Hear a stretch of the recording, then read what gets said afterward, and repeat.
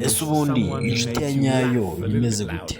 Ntekereza ko inshuti ya nyayo ari wa muntu uzatuma useka ukamwenyuramo byibura n'akanya gatoya, ndetse akaba wa muntu uzatuma ubuzima bwawe bugenda neza uko byagenda kose.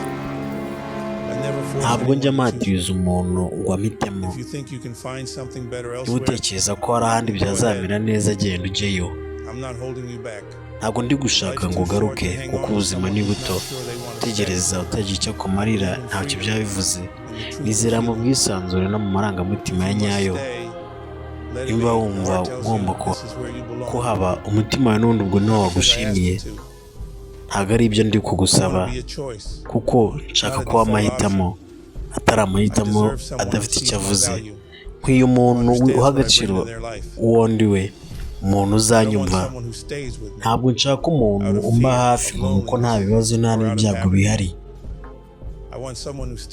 Nshaka umuntu ugumana nanjye wa nyawe, atari uwo ashaka kumba we. Urugi iteka n'iteka ruba rukinguye, imiryango ikinguye, isaha n'isaha wagenda. Kora buri kimwe n'umutima mwiza, ndetse nta kindi kintu utekereza ko cyakugarukira mu byo umaze gukora. Ibi ngibi ntabwo bizigera bigutenguha habe namba. Iyo ugerageje kugenzura buri kimwe, ibigushimisha ntibiba birenze. Rimwe na rimwe uba ugomba guhumekamo ukaruhuka, ndetse ukanabireka bikarangira, ukabaho muri uwo mwanya, muri aka kanya ukakabamo neza. Uwapfuye ejo hashize yari afite imigambi yo muri iki gitondo yagombaga gukora. Uwapfuye muri iki gitondo kandi yari afite ibyo agomba gukora nijoro yabipanze. Rero ntugafate ubuzima bwawe nk'aho buzagumaho igihe cyose. Mu kanya nk'ako guhumbya buri kimwe cyose cyahinduka. Rero babarira byihuse, ugire umutima mwiza, ube mu buzima bworoshye kandi bwiza,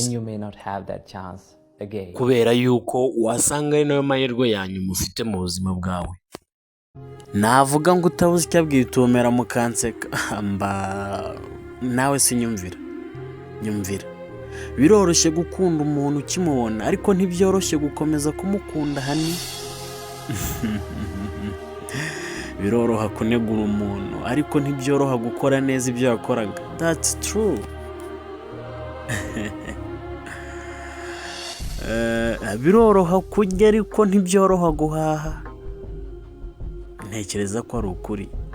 Biroroha kubyara, ariko ntibyoroha kurera.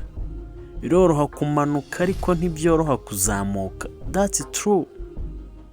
100%. Si byo se navugaga ngo utabuze icyo abwita ubumera.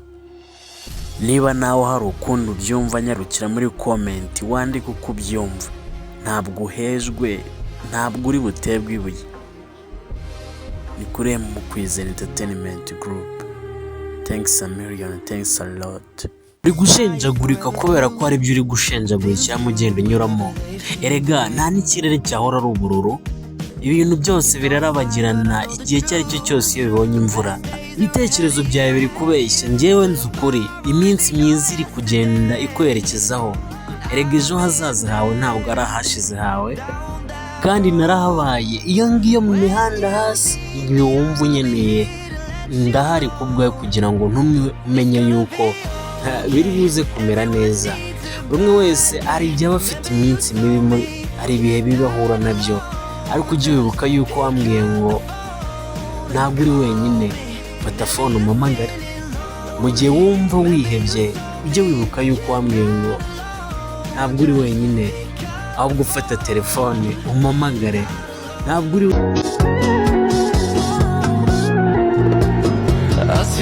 muri ubu buzima, aba ari ugutsinda no gutsindwa.